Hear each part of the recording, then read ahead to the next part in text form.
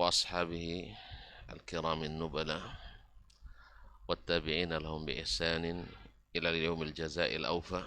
أما بعد، فأوصي نفسي وإياكم أيها المسلمون وأيتها المسلمات بتقوى الله عز وجل رب الأرض والسماوات حق التقوى ومراقبته في السر والنجوى، فإن أجسادنا على النار لا تقوى، فتمسكوا من الإسلام بالعروة الوثقى وتزودوا فإن خير الزاد التقوى.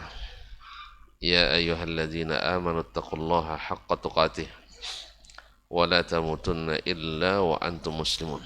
معاشر الإخوة، معاشر الآباء والأمهات والإخوة والأخوات الحاضرين والحاضرات والمستمعين والمستمعات yang saya muliakan, yang saya hormati, yang saya cintai.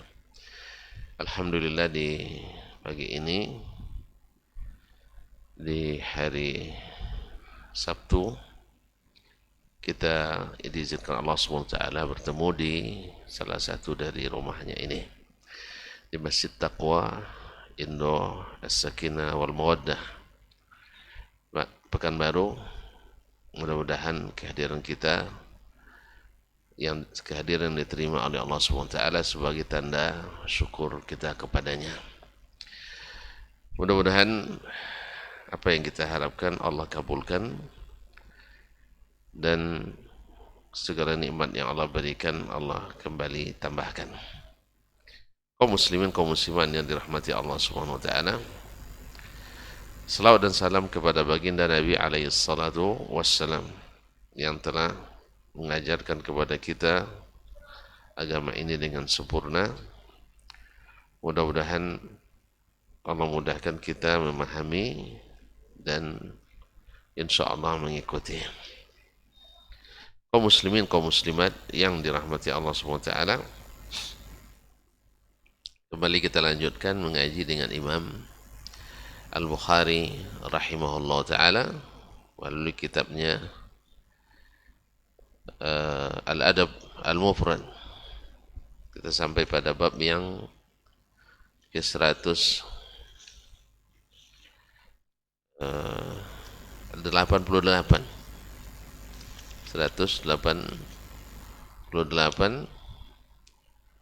Yang berjudul Babu Hijratir Rajul, bab tentang hijratu ar-rajul. Al-hijrah maknanya adalah at-tark. Bab tentang seseorang meninggalkan saudaranya atau meninggalkan seseorang. Bagaimana al-hajru juga maknanya adalah al-qat'u, yaitu memutus hubungan. Jadi al-hajru pindah dari satu tempat ke tempat yang lain, atau al-hajru dengan makna meninggalkan, tidak berhubungan dengannya. Nah, apa hukumnya seseorang meninggalkan seseorang? Tentu saja tidak termasuk adab yang baik meninggalkan seseorang dalam waktu yang melewati batas. Seperti dalam hadis disebutkan bahwasanya tidak boleh seseorang muslim meninggalkan saudaranya lebih dari 3 hari. Nah, di sini Imam Al-Bukhari rahimahullah menyebutkan sebuah kisah terjadi pada orang yang mulia, yaitu ibunda Aisyah radhiyallahu anha. Jadi orang-orang mulia itu juga punya perasaan dan kadang-kadang terikutkan. Oleh sebab itu, walaupun ustadz jangan disinggung-singgung, dia punya perasaan juga. Ini sahabat Nabi, istri Nabi alaihi salatu wassalam juga tersinggung.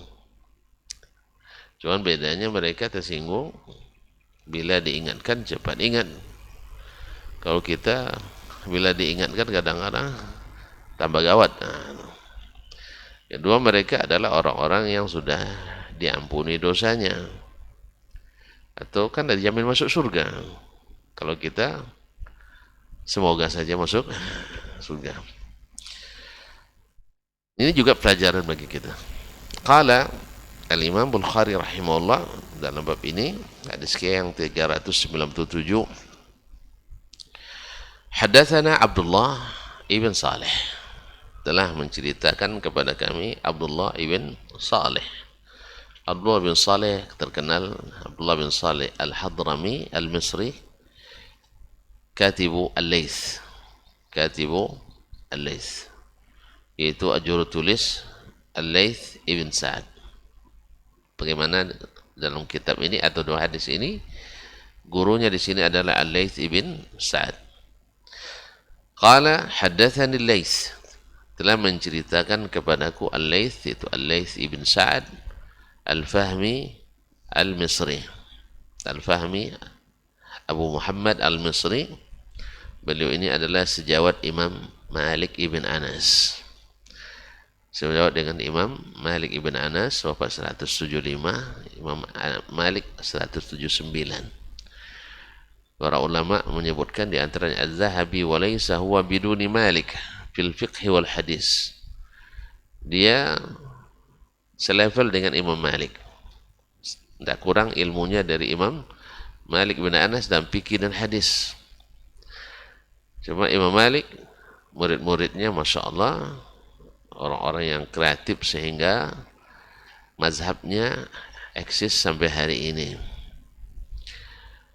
Dan Allah tidak memberikan rezeki yang sama kepada Al-Laits ibn Sa'ad, sehingga kita tidak mengenal dalam literatur Islam mazhab Al-Laitsi, walaupun fatwa-fatwanya, pendapat-pendapatnya dinukil dalam kitab-kitab hadis dan kitab-kitab fikih.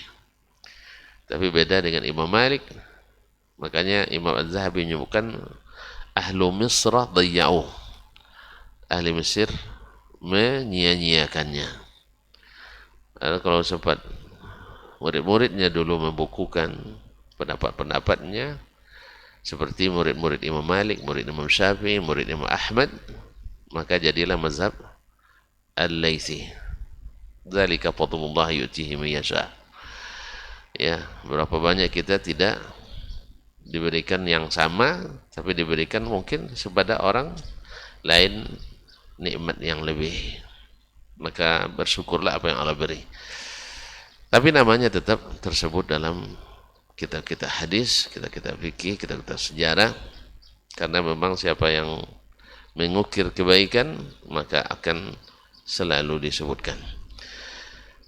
Qala rahimahullah ta'ala, haddatsani Abdurrahman ibn Khalid, telah menceritakan kepadaku hadis ini Abdurrahman ibn Khalid. Abdurrahman ibn Khalid ibn Musafir.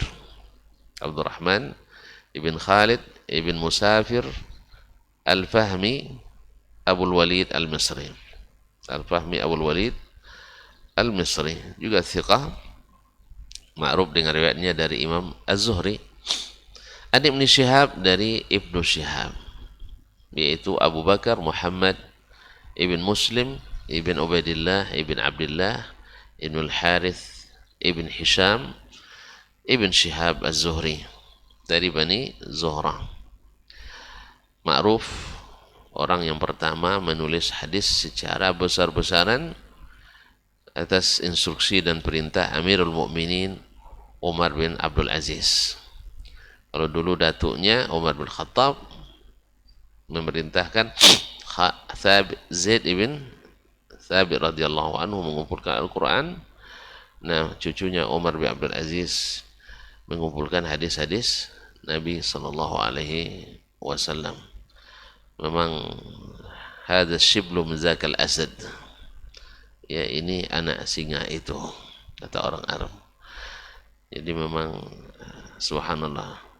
Walaupun sebenarnya ayahnya Abdul Aziz ayah beliau Abdul Aziz ketika jadi gubernur di Mesir pernah bercita-cita untuk mengumpulkan hadis seperti yang dilakukan oleh Umar bin Abdul Aziz itu. Ayah Umar yaitu Abdul Aziz ketika jadi gubernur di Mesir sudah bercita-cita untuk mengumpulkan, tapi dilaksanakan oleh anaknya. Jadi kita pun ayah-ayah ini boleh bercita-cita besar. Kalau perlu selalu cerita sama anak-anak kita. Ayah ingin begini. Walaupun kita baru bermimpi Ustaz ya, biarlah anak-anak kita nanti yang merealisasikannya. Kita ini banyak mimpi-mimpi yang bolong kadang. Tapi apa ceritanya aja asal baik semuanya. Ya kita nak buat apa misalnya. Nak buat apa asal jangan cerita nak berbini lagi sama anak marah dia. Tapi cita-cita besar yang mungkin bagus untuk kemaslahatan umat dan kemaslahatan agama kita. Itu yang terjadi dengan Abdul Aziz dan direalisasikan oleh anaknya Umar bin Abdul Aziz alal jami' rahmatu rabbih. An Auf ibn al-Harith ibn Tufail. Dari Auf ibn al-Harith ibn Tufail wa huwa ibnu akhi Aisyah li ummiha. Wa huwa ibnu akhi Aisyah li ummiha. Dan Auf ibn Haris ibn Tufail ini adalah anak saudara Aisyah seibu.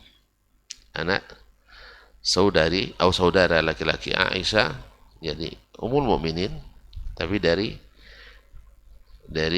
seibu, tidak seayah.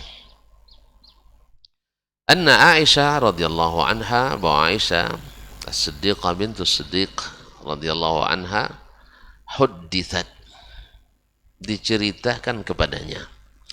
Kadang-kadang cerita ini kadang ada yang tidak perlu disampaikan, tapi kalau sampai beginilah. Naam huddithat anna Abdullah ibn Zubair, bahwa Abdullah ibn Zubair ibn al-Awwam al-Asadi. Masih ingat Abdullah bin Zubair? Salah satu dari 4 yang berdoa di Hijr Ismail. 4 orang berdoa, anak muda. Tamannu Abdullah bin Umar bin Al-Khattab, Abdullah ibn Zubair ibn Al-Awwam Al-Asadi, Urwah ibn Zubair ibn Al-Awwam Al-Asadi, dan Mus'ab ibn Zubair ibn Al-Awwam Al-Asadi. 3 anak Zubair, 1 anak Umar. Ini ayahnya masing-masing dijamin masuk surga. Umar Al-Khattab jamin masuk surga. Zubair bin Awam masuk yang 10 yang dijamin masuk surga. Ini anak-anak mereka ini duduk bersama di Hijr Ismail. Hijr Ismail bagian dari Ka'bah, berarti di dalam Ka'bah. Masing-masing berdoa dia di situ sama-sama. Masing-masing Urwah ibn Zubair atau Abdullah bin Umar. Kita mulai dari Abdullah bin Umar bin Khattab karena dia yang paling senior itu. Dia beringin, tidak yang lain lah dulu, yang lain Abdullah bercita-cita ingin jadi khalifah. Kemudian Mus'ab ibn Zubair ingin jadi gubernur di Irak dan menikah dengan 2 gadis Cece. Masih ingat gadis Cece? Cerdas dan cantik. Nah, gadis Cece yaitu cerdas dan cantik. Salah satu adalah Sukainah bintu Ali. Yang ketiga, Urwah bin Zubair bercita-cita ingin supaya ilmunya diwarisi orang. Berarti jadi ulama. Dan yang keempat, Abdullah bin Umar bin Khattab, cita-citanya lebih tinggi. Semoga dosa saya diampuni. Mana lebih tinggi? Jadi gubernur atau dosa diampuni? Dosa ampuni. Jadi gubernur dosa tambah banyak. Atau jadi gubernur, jadi khalifah, tidak adil pula menjadi pemimpin. Dosa, ya kan?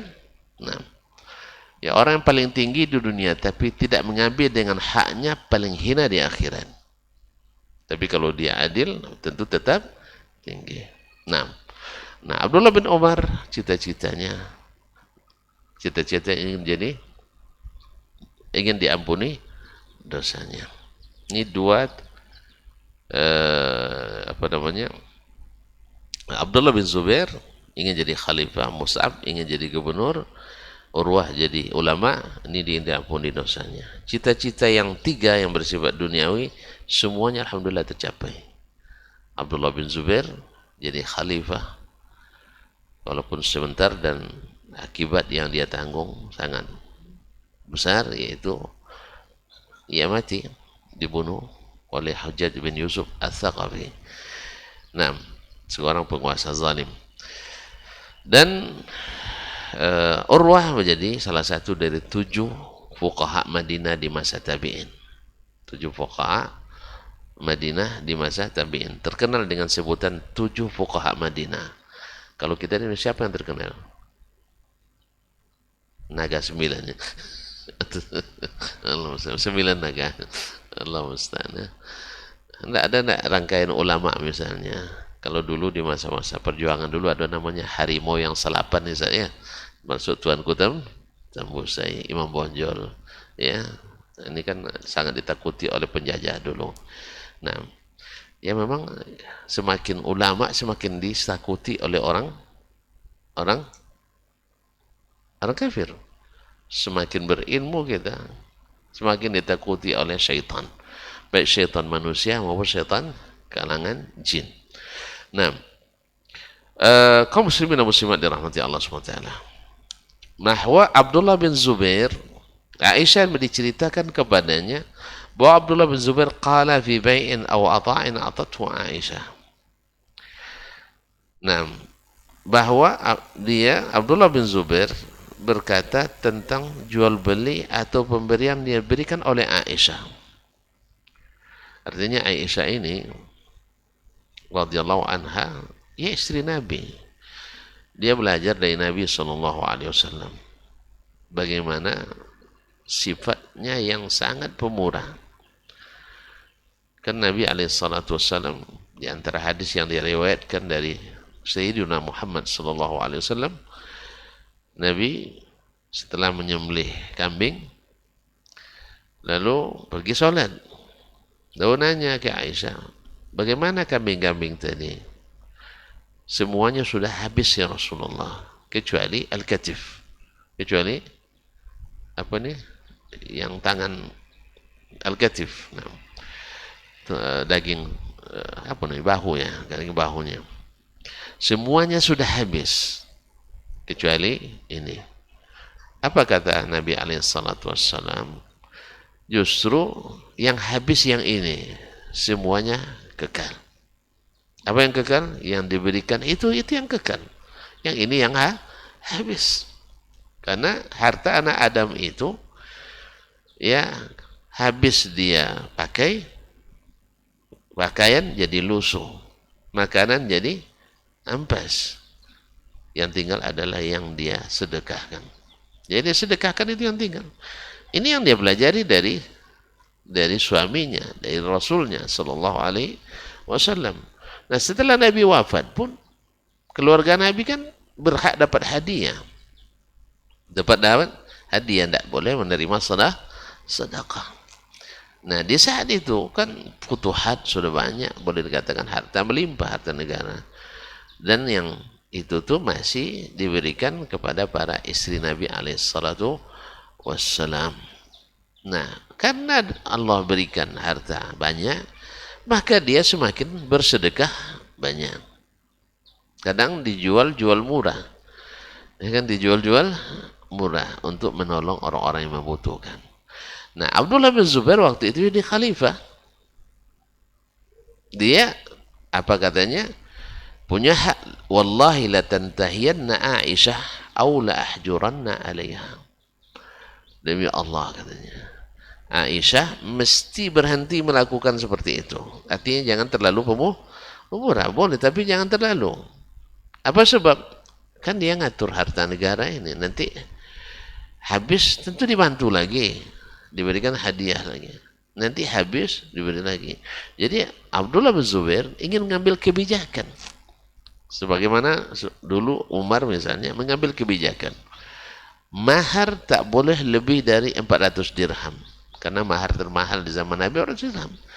Nah, dilihatnya orang mughalat fil muhur, orang menaikkan mahar tinggi-tinggi sehingga sulit menikah, apalagi yang berstatus mahasiswa. Nah, gitu. Sulit menikah. Akhirnya Umar radhiyallahu anhu membatasi, tidak boleh lebih dari 400. Datang seorang ibu-ibu mengatakan, ya Amirul Mukminin, Anda membatasi, waqad qala Allah wa ataitum ihdahunna qintara. Allah mengatakan kalian memberikan kepada istri kalian itu mahar harta yang melimpah. Kenapa dibatasi? Masya Allah, Umar langsung menerima nasihat itu. Akhta'a Umar wa sadaqatil mar'ah. Umar salah dan perempuan ini benar. Beginilah seharusnya jadi pemimpin itu. Ya, pemimpin itu bukan hanya pikiran politis, tapi adalah politik harus juga agamis. Jadi jangan karena politik kita melanggar agama. Jangan karena politik kita berbuat maksiat. Karena sebenarnya kerajaan, kekuasaan itu pemberian Allah SWT. Siapa yang Allah menjaga Allah dalam kekuasaannya, Allah akan kuatkan dia. Allah yang membantunya. Kaum muslimin, kaum muslimat yang dirahmati Allah. Ketika Abdullah bin Umar bin Khattab radhiyallahu anhuma menyampaikan hadis, la tamna'u nisa'akum al-masajid. Jangan kalian melarang istri-istri kalian pergi ke masjid. Ini sebagian buat isu, orang itu tidak boleh ke masjid perempuan katanya. Siapa yang bilang? Kita dilarang oleh Nabi SAW melarang perempuan ke masjid. Dilarang melarang perempuan ke masjid. Cuman kita harus sampaikan pula anjuran Nabi SAW. Di mana sholat wanita yang paling utama, di masjid atau di rumah. Maka Nabi yang bilang, sholatnya perempuan itu di rumah lebih afdal. Apa sebab kalau udah ke masjid lambat pulang dari suaminya. Barang suami tidak ada, rentan nanti. Dari masjid kelahi kan tidak bagus, ya kan? Suaminya nak pergi kerja, mana istri masih di masjid, masih di masjid. Jadi masalah, apalagi kalau masih di kantor. Itu masalahnya. Makanya pikir-pikir betul lah kita cari istri kan, istri kan kantoran. Istri kantoran tuh banyak kawannya sih. Awak kadang nak pakai kawannya banyak kawannya. Mana yangnya lagi pergi makan siang sama siapa? Sama pimpinan dan kawan-kawan. Awak makan sendiri pulanya, dia diajak. Apalagi kalau istri kita cantik kantoran. Makanya ya pikir-pikirlah dulu. Nah, ya kalau bisa kita memang tunjukkan kita laki-laki mampu untuk membiayai diri dan istri. Nah, sebab saya lihat perempuan semakin naik pendapatannya, semakin naik naik egonya. Karena apa? Dia perasaan main. Perasaannya main. Apalagi gajinya 2 kali lipat gaji kita. Makanya banyak khulu itu didominasi oleh guru dan dosen. Apa sebab? Kata Pak Menteri waktu itu, sertifikasi. Ya, sertifikasi itu pisau bermata dua. Tampaknya kesejahteraan naik, tapi ketentraman rumah tangga tercabai-cabai. Jadi data 10 tahun yang lalu ya, 69% kasus khulu, tahu khulu, minta cerai, didominasi oleh PNS dari kalangan guru dan dosen. Baru kemarin saya ada yang konsultasi, Ustaz. Ya, istrinya guru, tidak mau diatur oleh suaminya. Sebab apa? Gajinya sudah aja, dia sudah merasa. Kan kalau sudah tidak merasa butuh lagi, apalagi mata tahu tidak sesuai pula dengan keinginan. Awak ingin suami itu bila suruh nyuci dia, suruh nyapu dia, ya kan? Karena ada sebagian istri ingin kita seperti perempuan di rumah. Ada kan? Dia nyuci, ada, aku ajak abang aja nyuci, kamu duduk aja, pegang HP main, disuruh main TikTok ya kan? Senang itu. Pas dia nak nyapu, kita ambil sapu, nyapu pula kita. Dia menjahit, jahit pula. Suka nak perempuan? Ya suka sekali. Suka sekali. Nah, ada yang sebagian, ini tidak akan. Sudah lawa membantu pemalas, tambah kerja pun pemalas, gaji enggak ada, rokok putih boleh. Ya enggak pernah, 3 bungkus sehari. Tentu apa yang dia butuhkan dari kita lagi? Kalau suami bisa cari yang lain katanya. Menurut perasaan. Rupanya ada 10 tahun janda terus, enggak laku. Itulah syaitan memainkan peranan. Ya kalau masalah godaan syaitan kepada manusia tuh seminta cerai itu ayat yang panjang masa pembahasan itu. Nah, kaum muslimin dan muslimat dirahmati Allah. Jadi apa katanya? La tantahiyanna Aisyah aw la ahjuranna 'alaiha.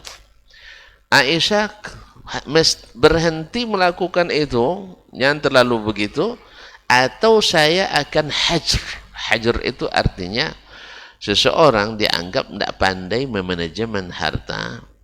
Misalnya di antara ahli waris, misalnya ada ahli waris, misalnya ada seorang meninggal keluarga kita, orang tua kita, ada punya anak misalnya 5, ada satu orang misalnya yang satu ini terlibat narkoba.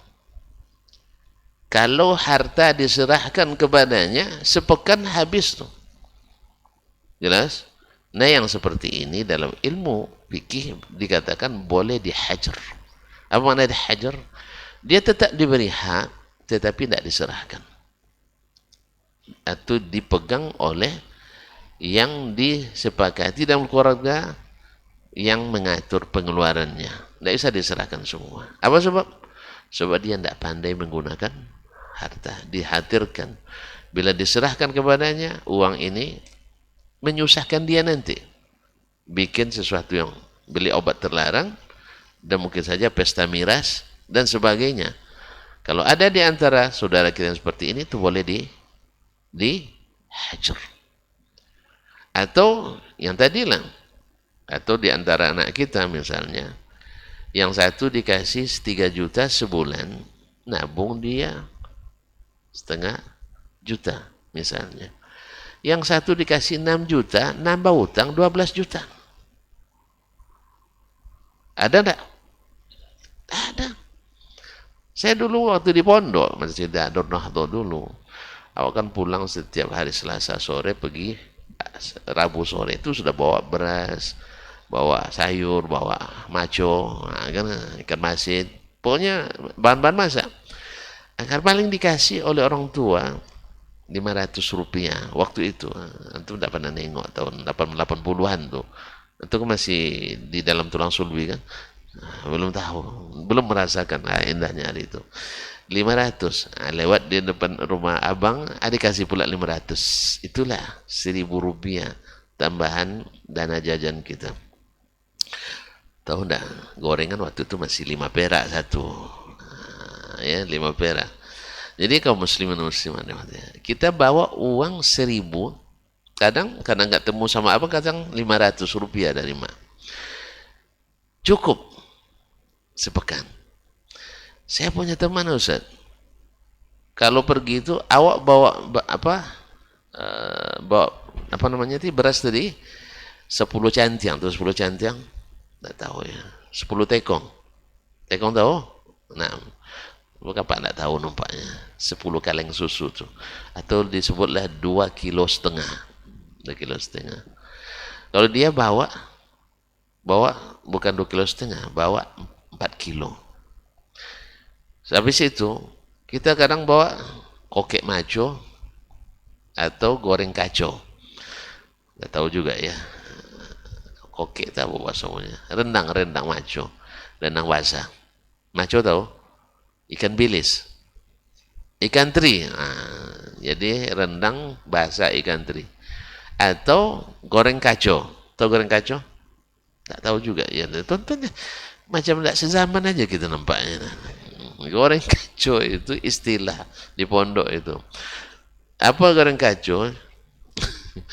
Ubi itu diiris tipis-tipis sehingga seperti kaca gitu. Itu yang digoreng, dicampur sama maca, bahasa Indonesia maco, ikan teri. Nah, itulah yang dibawa. Intinya kalau tidak dia bawa goreng ayam lengkap, kalau kita sebanyak itu dibawa sepekan cukup, masya Allah. Ditambah uang oleh orang tuanya, karena orang tuanya waktu itu di Chevron kerjanya, Caltech waktu itu ya kan. Nah, kalau udah Caltech pasti mewah kan. Dikasih uang, awak berapa tadi? 1.000. Dia bawa uang 15.000. 15 per apa? 1.500% ya, 5 kali lipat. Coba bayangkan, di pertengahan pekan dia yang minjam sama kita. Logikanya kan kita yang harus minjam. Enggak, di pertengahan pekan dia yang minta minjam duit sama kita. Nah begitulah. Ada anak tonton begitu? Kalau ada anak yang seperti ini, kita tidak bisa berikan belanja sebulan sekaligus. Ya. Ada 2 orang bersaudara, sama-sama kuliah di Jakarta. Yang satu misalnya dikasih 4 juta sebulan. Yang satunya, ini kan berdasarkan permintaannya, bukan di waktu yang sama. Yang satu dikasih 1 juta sebulan. Kadang tidak pula dikirim tuh. Nah, yang dikasih 1 juta bisa menabung. Dikasih 4 juta, nabung juga, tapi nabung utang. Nabung utang. Ah, yang seperti ini berarti la yusinu tasarruf, tidak pandai memanajemen pengeluaran. Ya, dan pendapatan tentunya. Maka ada kebijakan dalam ilmu fikih namanya al-hajru bil hak pedas. Al-hajru, yaitu dibatasi ruang geraknya dalam menggunakan harta. Nah, Abdullah bin Zubair menganggap Ummul Mukminin Aisyah tidak pandai menggunakan harta. Maka dia ancam, karena dia sebagai pemimpin waktu itu, dan Aisyah adalah bibinya sendiri. Karena Aisyah dengan ibunda Abdullah bin Zubair saudara kandung. Abdullah bin Zubair ibunya siapa? Asma bintu Abu Bakar Zatun Nitaqain. Jadi dia berhak, ada hak dia ibundanya sendiri. Karena Nabi SAW al-khalatu kal-um, khalah bibi itu seperti ibu sendiri. Maka dia bilang, ibu kalau tidak sebenarnya tidak di depan Aisyah, dia bilang, ini masalahnya beritanya. Kalau berita bertambah dia sampainya. Karena ada kaidah, kalau ingin bersambah sampainya kirim berita. Kalau nak ingin berkurang sampainya kirim uang. Betul kan? Uang kalau dikirim cenderung berkurang. Ya kan, dikirim 2 juta sama kawan kita. Maaf Ustaz, 500.000 udah terpakai saya mah. Nggak ada ngasih tahu, yang jelas udah terpakai aja. Ayolah, enggak apa-apa.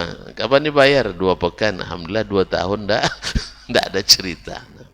Udah terpakai, nanti pakai cemoleh lagi. Tapi kalau kena ingin bertambah, kirim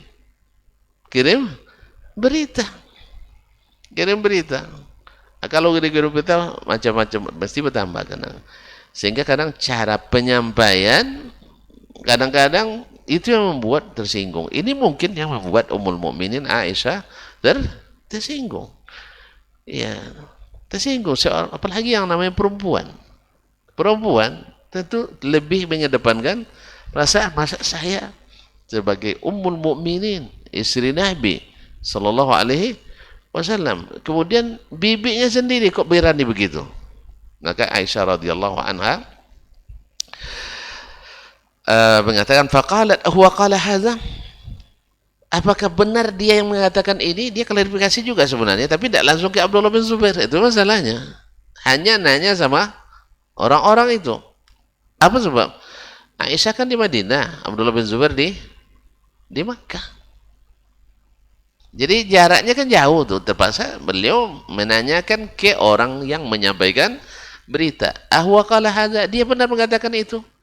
Tidak ada HP pula. Kalau ada HP kan langsung aja ditelepon sama Aisyah radhiyallahu anha. Ya Abdullah, kamu jangan main-main misalnya. Enggak, ini tanya melalui orang. Kalau Makkah Madinah jarak tempuh masa itu 8 hari. Ya berangkat antum hari ini hari Sabtu sampainya nanti hari Senin. Hari Senin ya. Ahadnya hari Ahad sampainya. Itu perjalanan ke Makkah Madinah di masa itu. Makanya awaqala zalik. Dia yang mengatakan itu. Qalu na'am, iya. Qalat Aisyah. Ummul Mukminin Aisyah berkata, fahuwa lillahi nazrun. Ini yang masalahnya. Saya bernazar karena Allah. Ini nazar ini bahaya, harus ditepati. Saya bernazar pada Allah, la ukallim ibn Zubair, alla ukallim ibn Zubair kalimatan abadan. Saya tak akan berbicara dengan satu kata pun dengannya. Dah. Tidak akan mau bercakap dengan Abdullah bin Zubair.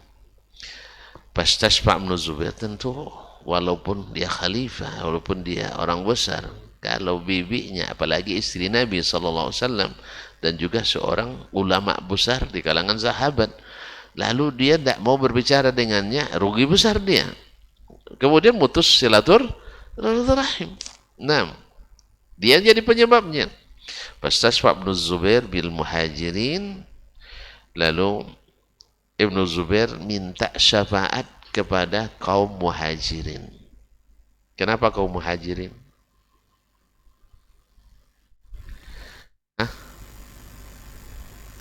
Karena Aisyah muhajirah asli Makkah. Kita kalau yang melobi orang lain suruh melobi orang-orang sesuku. Tentu yang sekeluarga yang pasti yang lebih tahu seluk-beluk gimana cara untuk menundukkan orang kita. Nah, dengan bahasa Bapak Nila dibandingkan dengan orang Ansor nanti pasti kesan muhajirin lebih ini, karena orang muhajirin juga dari sisi Islam lebih senior. Buktinya 10 orang yang jamin masuk surga itu semuanya orang muhajirin. Maka Aisyah minta, Abdullah bin Zubair minta syafaat kepada kaum muhajirin hina talat hijratuha, iya, karena sudah terlalu lama Aisyah tidak mau bicara dengan Abdullah bin Zubair. Kalau tidak mau bicara pasti tidak diizinkan masuk. Nah, taib, faqalat, maka dia berkata, wallahi, Aisyah berkata, demi Allah, la usyafi'u fihi ahadan, saya tak terima syafaat siapapun untuknya. Tetap tidak mau berbicara dengan Abdullah bin Zubair. Wala uhannithu nazri allazi nazartu abadan, dan saya tidak akan melanggar nazar yang telah aku nazarkan. Tidak akan melanggar nazar yang aku nazarkan. Falamma tala ala ibn Zubair, ketika tidak tahan lagi untuk terlalu lama, ibundanya tak mau berbicara dengannya, mak kita tak mau cakap begitu. Nah, orang-orang yang beragama pasti tidak nyaman, dan mereka adalah orang-orang yang saleh. Nah, kallam al-Miswar ibn Makhramah, akhirnya Abdullah bin Zubair berbicara kepada Miswar ibn Makhramah wa Abdurrahman ibn al-Aswad ibn Abdi Yaghuth, dan Abdurrahman ibn Aswad ibn Abdi Yaghuth. Kenapa mereka yang dipilih oleh Abdullah bin Zubair? Tidak tahu juga, karena dua-duanya adalah murid terbaik Aisyah radhiyallahu anha. Jadi ulama besar di masanya. Jadi kalau kita tidak mempan dengan keluarga, tentu cari murid lagi. Siapa murid yang paling dekat, yang paling senior. Nah, wahuma min Bani Zuhra, dan kedua-duanya dari Bani Zuhra. Kalau Aisyah dari Bani apa? Aisyah dari Bani apa? Tidak tahu. Bani Tamim. Abu Bakar At-Tamimi dari Bani Tamim. Dan Bani Zuhra, Bani Tamim sama-sama dari Quraisy semuanya. Faqala lahuma, keduanya apa? Maka Abdullah bin Zubair berkata kepada keduanya, Miswar bin Makhramah dan Abdurrahman ibn al-Aswad ibn Abi Yaghuth. Apa kata Abdullah bin Zubair? Anshudukum Allah. Saya meminta kepadamu berdua atas nama Allah. Orang kalau sudah minta atas nama Allah, itu mesti dikabulkan. Kalau enggak, dosa kita. Karena dia termasuk hitung sumpah ini. Illa adkhaltumani ala Aisyah. Saya minta dengan nama Allah, kalian mesti bawa saya masuk menjumpai Aisyah. Sebab sendiri tidak diizinkan. Dah minta syafaat kalau muhajirin tak berlaku. Tidak, siapapun melobi tak akan saya izinkan dia bertemu dengan saya. Terpaksa bikin modus lagi. Bikin modus. Ini yang mereka rencanakan. Demi Allah kalian mesti bawa saya masuk bagaimanapun caranya menemui Aisyah radhiyallahu anha. Fa innaha la yahillu laha an tanzura qati'ati. Demi Allah, tidak halal bagi Aisyah untuk bersumpah memutuskan silaturahim dengan saya. Kan tidak boleh kan? Ini kan nazar yang wajib dibatalkan ini. Misalnya saya bernazar tak akan bicara lagi dengan Ustaz Hidayat. Boleh tidak ini diteruskan? Tidak boleh. Tidak boleh. Makanya orang-orang saleh, salihah, mungkin terjadi sesuatu kesalahan padanya. Makanya kita tidak boleh mengikuti zallatul alim. Zallatul alim. Tergelincirnya orang ulama tidak boleh diikuti. Karena apa? Karena tidak ada yang maksum dari dosa itu kecuali Nabi SAW. Ulama itu mungkin diampuni dosanya. Sekarang Aisyah kan ulama tuh. Istri Nabi. Dia buat salah? Iya. Harus kita katakan salah. Salah enggak? Bersumpah tak akan mau bicara lagi dengan keluarga sendiri. Salah enggak? Demi Allah, katanya. Pakai demi Allah pula. Sejak saat ini saya takkan bicara dengan istri saya sampai mati. Nah, gimana hukumnya Ustaz? Tak bercakap sama bini serumah pula. Hah? Makanya yang seperti ini kan kesalahan besar. Maka Abdullah bin Zubair, apalagi dia sebagai samping keponakan langsung juga apa namanya? Juga pemerintahnya masa itu. Maka dia ingin menyelesaikan masalah ini. Tak halal bagi beliau untuk bernazar membatalkan apa memutuskan hubungan denganku. Fa'aqbala bihil Miswar wa Abdurrahman ibn al-Aswad tadi mustamilaini alaihi bi ardiyatihima. Lalu keduanya minta izin masuk sambil menyembunyikan Abdullah bin Zubair di dalam ridanya. Orang Arab itu kan pakaiannya bagi dua, rida yang dipakai di atas bahu, kemudian sarung yang dipakai biasa. Nah, disembunyikanlah Abdullah bin Zubair di dalam rida mereka. Kan lebar-lebar itu bisa berfungsi sebagai kain juga sebagai selimut kalau tidur. Nah, maka disembunyikan di situ. Hatta sta'zana ala Aisyah. Sampai mereka kedua minta izin masuk. Ya, faqala assalamu alayki wa rahmatullahi wabarakatuh. Nah, mengucapkan salam. Anadkhul, boleh tak kami masuk? Boleh tak kami masuk? Faqalat Aisyah udkhulu. Karena sudah dikenal suara mereka itu, maka Aisyah mengizinkan mereka masuk. Ingat, ini masuk tetap pakai hijab. Harus pahami tetap pakai hijab. Ini salah paham nanti, oh ternyata bebas isi sahabat. Ini kadang-kadang orang itu pakai hijab dia. Nanti akan dijelaskan. Qala, keduanya bertanya lagi untuk seolah-olah menguatkan. Kulluna ya ummul mukminin, semua kami boleh masuk. Kan itu. Kan ada orang lain di situ, maka dia ingin takkid. Semua kami boleh masuk. Qalat, "Na'am, ya semuanya masuk. Udkhulu kullukum." Semua kalian masuk. Kan tidak diberitahu siapa bersama mereka. Nah. Wala ta'lamu Aisyatu anna ma'abna Zubair. Aisyah enggak tahu bersama mereka ada Ibnu Zubair. Yang penting ini pakai tauriyah namanya ini. Artinya semua kami, tapi tidak disebutkan siapa di semuanya itu. Nah, setelah izinkan falamma dakhala Ibnu Zubair fil hijab. Ketika mereka sudah diizinkan masuk, Ibnu Zubair masuk melewati hijab. Karena dia mahramnya. Dia mahramnya bibinya sendiri. Nah, Taib wa'tanaqa Aisyata, kemudian memeluk Aisyah radhiyallahu anha, bibinya, wa tabqa yunashiduha wa yabki, sambil terus merayu dan menangis kepada Aisyah radhiyallahu anha.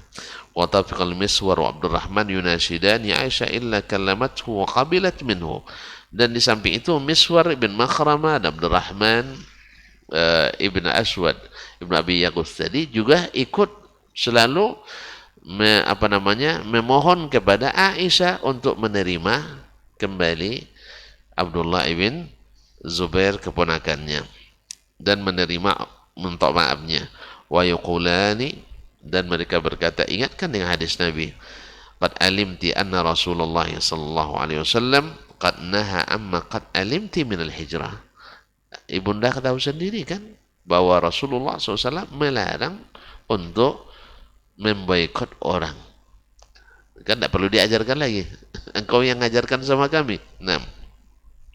Wa annahu la yahillu lil rajuli yawda akhahu fawqa 3 layalin.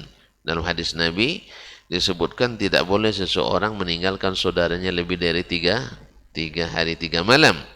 Qala falamma aktharu at-tazkira wat-tahrij, ketika mereka selalu mengingatkan, banyak mengingatkannya dan membuat Aisyah pun tersudut, tapi qad tuzakkiruhum wa tabki, akhirnya beliau pun ikut mengingatkan mereka, berikan pelajaran tazkirah, yaitu menasihati sambil menangis. Wa taqul, dan berkata, inni qad nazartu, saya sudah bernazar. Wan nazru syadid, nazar itu adalah berat, wajib ditepati. Makanya jangan sembarang bernazar, ya, jangan sembarang bernazar. Kalau nazar, karena nazar itu berat, wajib ditepati.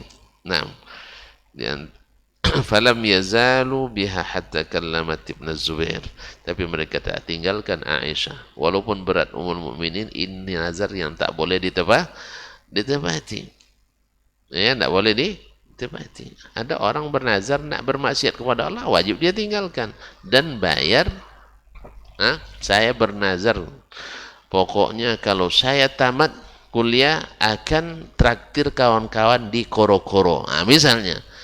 Tanya sama Ustaz Dayan, macam mana Ustaz ini nazar? Ustaz, nazar itu wajib ditepati kalau tidak dosa. Kalau ini wajib untuk ditinggalkan. Terus apa balasannya? Caranya dibayar tebusan sumpah tadi. Dibayar tebusan sumpah tadi, puasa 3 hari, atau ajak Ustaz Dayan dan kawan-kawan 6 orang. Tapi awak nak masuk miskin, ya, fakir miskin. Masuk miskin saya. Yang kalau fakir miskin untuk makan 6 orang. Tapi jangan di karaoke. Jangan di karaoke. Sebanyak itu tempat makan yang halal tayyib. Kenapa harus di tempat yang haram dan tidak tayyib itu? Kaum muslimin dan muslimat dirahmati Allah. Afwan, hatta kallamat Ibn Zubair thumma a'taqat binazriha 40 raqabah. Coba lihat, orang pemurah itu murah. Sebenarnya kan untuk menembus sumpah tadi saya sebutkan 2 tadi, ya, salah satu. Yang pertama pilihannya adalah menyembelih. Enggak, masa menyembelih? Memerdekakan hamba saya 1 orang. Tapi siapa yang dilakukannya? Dimerdekakannya 40 orang. 1 cukup, tapi dibayar 40. Di mana dia belajar? Dari Rasulullah sallallahu alaihi wasallam. Rasul di Haji Wada, dia dan keluarganya sebenarnya 2 ekor onta cukup, atau 3 atau 4, tapi dia korbannya 100 ekor. Jadi kalau ada yang bertanya, boleh berkorban 1 keluarga atau 1 orang seekor sapi? Jangan seekor, 1000 pun boleh. 1000 pun boleh.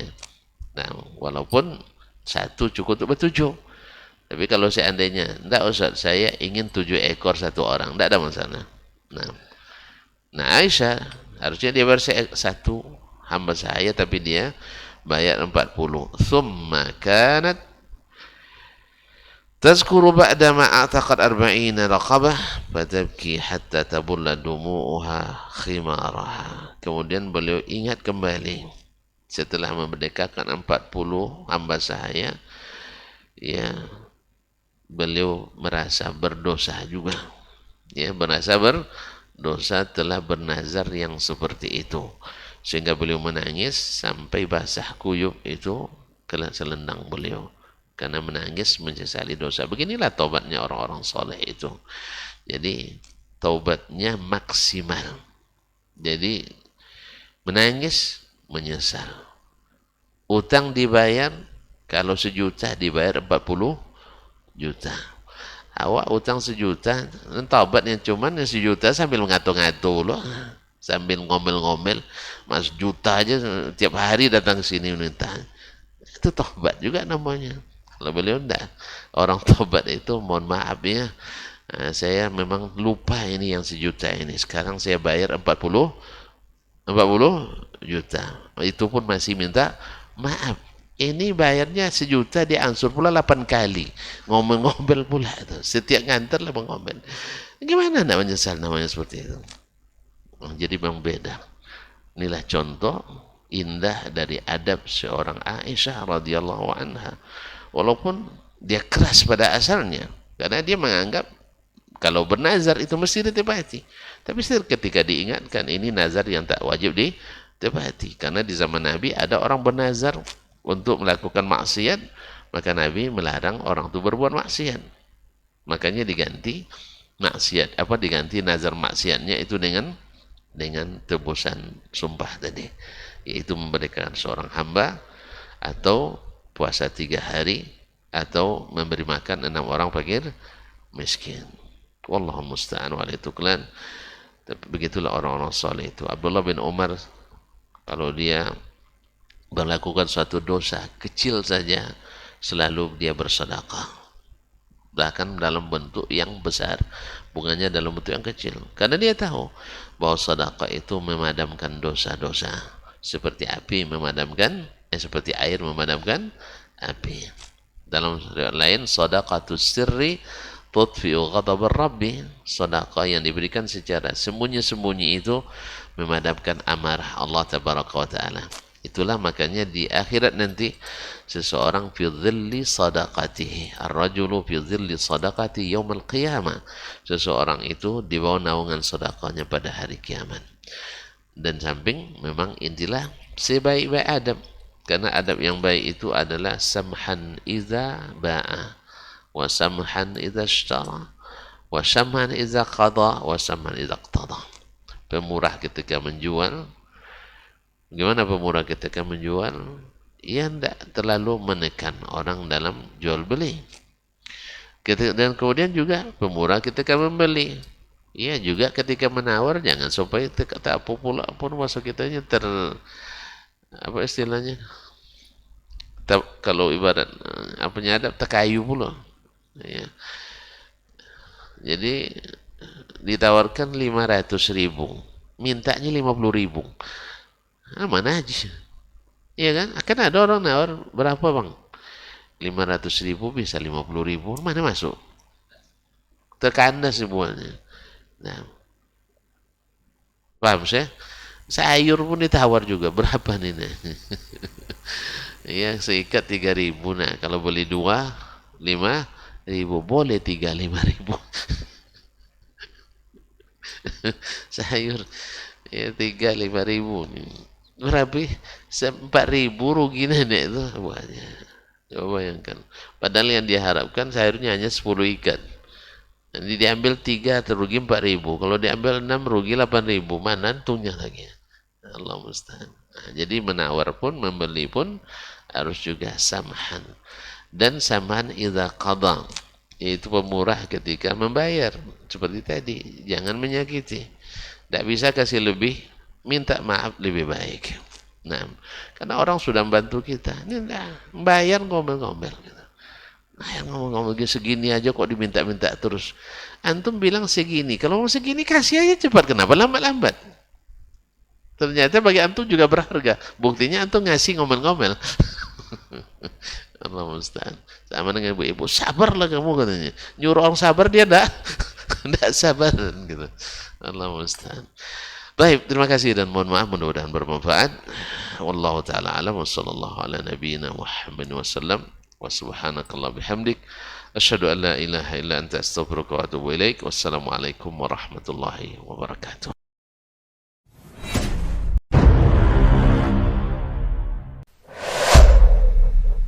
Dunia dan seisinya ini bagi Allah tak sama nilainya dengan sebelah sayap lalat. Barang siapa yang beramal untuk akhiratnya, Allah akan cukupkan baginya urusan dunia. Sayati zamanun 'alan nasi as-sabiru fihim qalqabit al-jamarah. Akan ada satu masa di akhir zaman yang berpegang teguh dengan agamanya seperti orang yang sedang memegang bara